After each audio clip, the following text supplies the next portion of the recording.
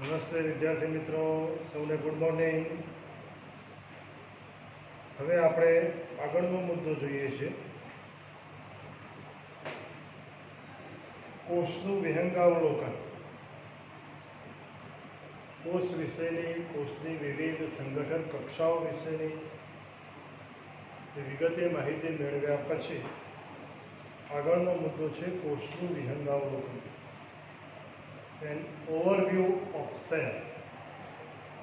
સમગ્રતયા કોષમાં કઈ કઈ રચનાઓ આવેલી છે, કયા સ્થાને આવેલી છે, એ શું ભાગ ભજવે છે, એની આ મુદ્દામાં ચર્ચા હશે. તો સૌથી પહેલાં મિત્રો, બે ઉદાહરણ તમારી બુકમાં આપેલા છે. એક વનસ્પતિ કોષનું, એક પ્રાણી કોષનું, જેનો ઉલ્લેખ પ્રાથમિક શાળાથી માધ્યમિક શાળા સુધી આવે છે અને 11મામાં પણ એનો ઉલ્લેખ છે. વનસ્પતિ કોષમાં ડુંગળીના કોષ, કદાચ પ્રાથમિક શાળામાં કે 9મા ધોરણ સુધીમાં તમારા સાહેબે તમને ડુંગળીના બહારનું આવરણ જે પારદર્શક હોય એ માઇક્રોસ્કોપમાં મૂકીને બતાવી પણ હશે. અહીંયા આગળ મેં આકૃતિ દોરીશ કે ડુંગળીના કોષો આ રીતે બહુકોણીય રચનાયુક્ત આપણને જોવા મળે. એના કોષો તમે જો સ્પષ્ટ મોટા આપણને બહુકોણીય રચનાયુક્ત જોવા મળે. પાસે ગીચોગીચ રીતે ગોઠવાયેલા છે, આંતરકોષીય અવકાશ વગર. અને એમાં આપણે સ્પષ્ટ કોષ કેન્દ્રની આજુબાજુ કોષ રસ એ જોઈ શકીએ. એકદમ સરળ પ્રયોગ છે, ગમે ત્યારે તમે એ પ્રયોગશાળામાં કરી શકો. બીજો પણ પ્રયોગ તમે કર્યો હશે અત્યાર સુધીમાં, કે પ્રાણી કોષોમાં ગાલના કોષ. તો ગાલની અંદરની સપાટી ઉપર હળવા હાથે સ્કાલપેલ ફેરવીએ તો લાળયુક્ત જે પ્રવાહી દ્રવ્ય નીકળે એને આપણે સ્લાઇડ ઉપર આસ્થાપિત કરી અને માઇક્રોસ્કોપમાં જોઈએ તો એમાં આપણને તમે હમણાં જ લાદીસન અધિચ્છદીય પેશીના જે મોટા કોષો જોયા, લાદી જેવા આકારના, મધ્યમાંથી થોડા ઉપસેલા, સ્પષ્ટ મોટું કોષ કેન્દ્ર ધરાવતા એવા કોષો તમે સ્પષ્ટ જોઈ શકો. તો આ રીતે આપણે કોષનું અવલોકન પણ કરી શકીએ. આગળનો મુદ્દો એ છે કે સૌથી નાનામાં નાનો કોષ એ માઇક્રોપ્લાઝમાનો છે. એસક્યુમાં કે એમસીક્યુમાં પૂછાય છે, એટલે તમારે ખાસ યાદ રાખવાનું. સૌથી નાનો કોષ માઇક્રોપ્લાઝમા, જેની લંબાઈ 0.3 માઇક્રોમીટર છે. બરાબર, સંજ્ઞા પણ તમે લખી શકો માઇક્રોમીટરની, અને માઇક્રોમીટર એવો શબ્દ પણ લખી શકો. ત્યાર પછી પ્રોકેરિયોટિક સમૂહમાં આવેલા બેક્ટેરિયા, એની લંબાઈ 3 થી 5 માઇક્રોમીટર જેટલી હોય છે. જો જુદા જુદા બેક્ટેરિયાના કદ, આકાર, સ્વરૂપ જુદા જુદા હોય છે, માટે 3 થી 5 માઇક્રોમીટર લંબાઈ ધરાવતા એવું લખીશું. આપણે માનવ રક્તકણની વાત કરીએ, જે દ્વિઅંતર્ગોળ આકાર ધરાવે છે, એ 7 માઇક્રોમીટર જેટલો વ્યાસ ધરાવે છે. ત્યાર પછી ચેતાકોષ, જે સૌથી લાંબા કોષો પૈકીનો એક કોષ છે, જેની લંબાઈ લગભગ 1 મીટર જેટલી હોય. તમારી બુકમાં પેજ નંબર 127 ઉપર જુદા જુદા કોષોના સ્વરૂપ અથવા તો આકાર દર્શાવેલા છે. એમાં ડાબી બાજુ પહેલાં માનવ રક્તકણ બતાવ્યું છે, દ્વિઅંતર્ગોળ. ત્યાર પછી એની જમણી બાજુ શ્વેતકણ બતાવેલા છે, અનિયમિત અથવા તો વિવિધ આકાર ધરાવતા. ત્યાર પછી ત્રીજા નંબરની આકૃતિ છે એ સ્તંભીય સરળ અધિચ્છદીય પેશીની છે, જે તમે હમણાં જ ભણ્યા. એની નીચે જે આપેલી છે એ શિથિલોત્તક પેશીની છે, પર્ણમધ્ય પેશી તરીકે. એની બાજુમાં જે આપેલી છે એ જટિલ વનસ્પતિ પેશી, જલવાહક પેશીનો એક ઘટક જલવાહી નિકીનો છે, જે પાણી અને દ્રાવ્ય ક્ષારોનું વહન માટે જવાબદાર છે.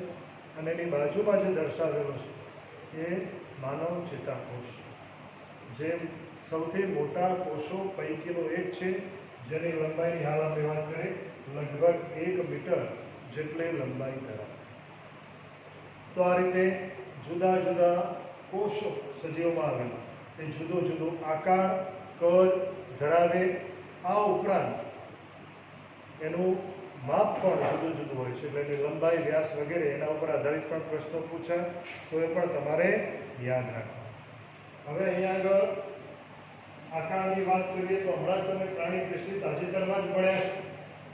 તો કેટલીક પ્રાણી પેશી ઘનાકાર હોય, ઘનાકાર સરળ અધિચ્છદીય પેશી, કેટલીક સ્તંભ સ્વરૂપે હોય એટલે સ્તંભીય સરળ અધિચ્છદીય પેશી, કેટલીક તંતુમય સ્વરૂપે હોય તંતુઘટક પેશી પણ ભણે, કેટલીક બિંબ જેવા તકતી જેવા સ્વરૂપે પણ હોય, કેટલીક પેશીના કોષો ચતુષ્કોણીય પંચકોણીય ષષ્ઠકોણીય અષ્ટકોણીય સ્વરૂપે પણ હોય એટલે એને બહુકોણીય સ્વરૂપે કહેવાય.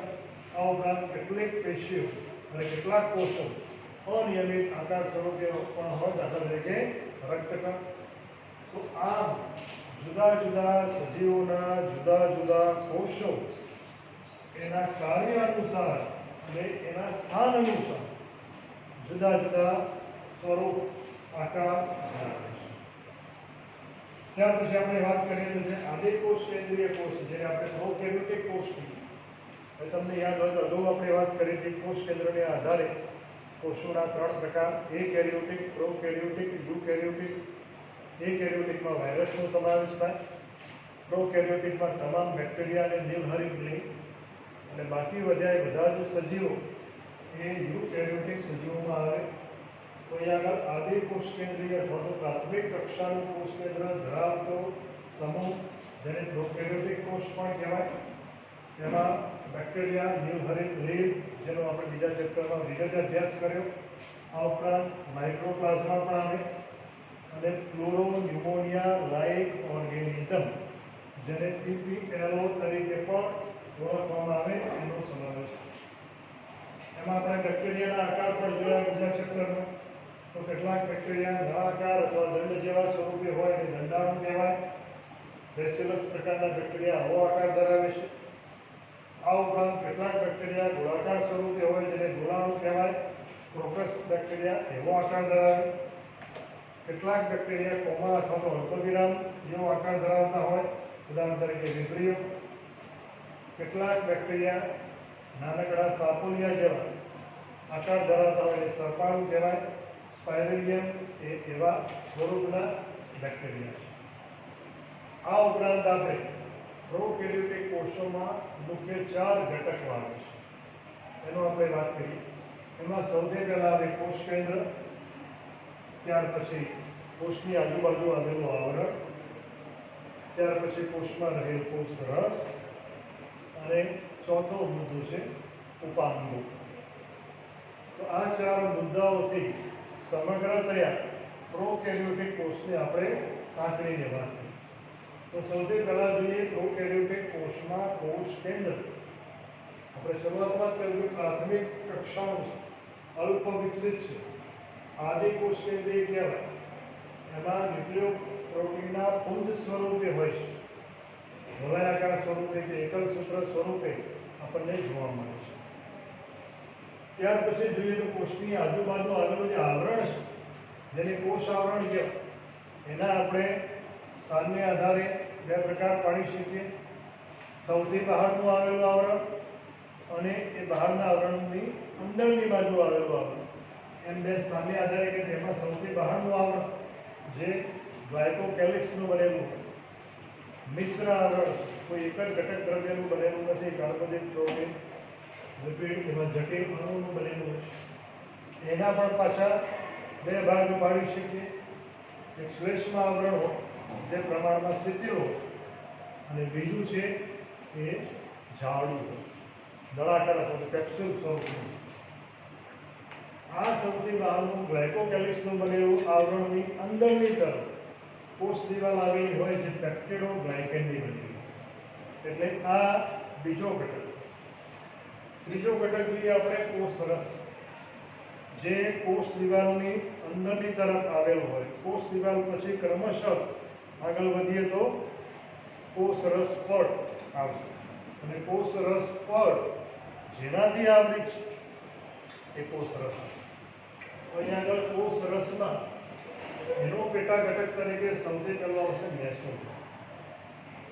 હવે મેસોઝોમ એ માત્ર ને માત્ર પ્રોકેરિયોટિક કોષોમાં આવેલી વિશિષ્ટ રચના છે, જે તમને કોષરસ પડથી શરૂ કરી અને અંદરની તરફ ઉપસેલા શાખિત કે અશાખિત આંગળી જેવા પ્રવર્ધો યુક્ત રચના જોવા મળશે, જે કોષરસ પડના અંતર્વલનથી રચાયેલ એક પ્રકારની વિશિષ્ટ રચના છે, જે આપણને પુટિકાઓ સ્વરૂપે કે પટલિકાઓ સ્વરૂપે કે પોલીનલિકામય રચના સ્વરૂપે પણ જોવા મળે છે. તો આને મેસોઝોમ તરીકે ઓળખવામાં આવે. ધ્યાન રાખજો મિત્રો, માત્ર ને માત્ર પ્રોકેરિયોટિક કોષમાં આવેલી આ વિશિષ્ટ રચના છે. બરાબર. હવે આ જે વિશિષ્ટ પ્રકારની રચના જે મેસોઝોમ છે એ શ્વસન માટેના જરૂરી ઉત્સેચકો પણ ધરાવે છે, ઉત્સેચકની માત્રા વધારવાનું પણ કામ કરે છે અને કોષરસ પટલના સપાટીય વિસ્તાર વધારવાનું પણ કામ કરે છે. વિવિધ સ્ત્રાવી પ્રક્રિયાઓ સાથે પણ સંકળાયેલી અંગિકા છે. એના બીજા પેટા ઘટક તરીકે સૂક્ષ્મ કાયા, સૂક્ષ્મ રચનાઓ છે. કાય એટલે દેહ, એમાં એના બંધારણીય ઘટક તરીકે ફોસ્ફેટ પણ હોય, ગ્લાયકોજન નામનું જટિલ કાર્બોદિત પણ હોય. આ ઉપરાંત સિયાનોફાયસિનની કણિકા યુક્ત રચના પણ હોય અને એમાં છૂટી છવાઈ વાયુયુક્ત રસધાનીઓ પણ હોય.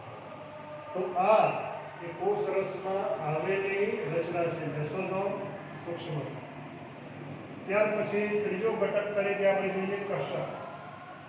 આપણે હાલ જ વાત કરી કે કોષરસ પડની બહારની બાજુ આવેલું રક્ષણાત્મક આવરણ કોષ દિવાલ, એ કોષ દિવાલમાંથી પ્રચલનની ક્રિયા સાથે સંકળાયેલ કોષ દિવાલમાંથી ઉદ્ભવેલી એક વિશિષ્ટ રચના છે, જે ફ્લેજેલિન નામના પ્રોટીનની બનેલી હોય, જેને આપણે કશા તરીકે ઓળખીએ છીએ, જે પ્રચલન સાથે સંકળાયેલી વિશિષ્ટ રચના છે. એ 3 ભાગમાં વિભાજિત છે. મિત્રો ધ્યાન રાખજો, તંતુ, અંકુશ અને તલકાય. આ એસક્યુમાં ખાસ પૂછાય છે. બરાબર. કશાના 3 ભાગો ખાલી જગ્યા છે, અથવા તો લખો એમએસક્યુ તરીકે પૂછાય. તો તંતુ, અંકુશ અને તલકાય એ પૈકીનો સૌથી મોટો ભાગ તંતુ છે. પ્રોટીનમય રચના છે, પ્રચલન સાથે સંકળાયેલી છે. આ ઉપરાંત બીજી વિશિષ્ટ રચના આવેલી છે, જેને પીલી તરીકે ઓળખવામાં આવે છે. હવે પ્રજનનની ક્રિયા સાથે સંકળાયેલ છે. હવે પ્રજનનની ક્રિયા સાથે સંકળાયેલ છે એટલે સંયુગ્મન દ્વારા પ્રજનન, આવું તમે સાંભળ્યું છે. બરાબર. સમા લીલમાં એવો બેક્ટેરિયામાં પણ જોવા મળે છે. બરાબર. એટલે પાસે ગોઠવાયેલા 2 કોષોને જનીન દ્રવ્યોની આપ-લે કરવા માટે પોલીનલિકામય રચના, જેને પીલી તરીકે ઓળખવામાં આવે, જે વિશિષ્ટ પ્રકારના પ્રોટીનની બનેલી હોય અને સંયુગ્મન નલિકા તૈયાર કરવા માટે વપરાય છે. એટલે એને પ્રજનનના કાર્યમાં ઉપયોગી ઘટક તરીકે ઓળખવામાં આવે. આ ઉપરાંત આ પ્રોકેરિયોટિક સમૂહમાં એટલે કે સાયનોબેક્ટેરિયામાં આ કોષરસ પટલના વિસ્તૃતીકરણથી પામેલી એક વિશિષ્ટ રચના જોવા મળે, જેને ક્રોમેટોફોર પણ કહેવાય.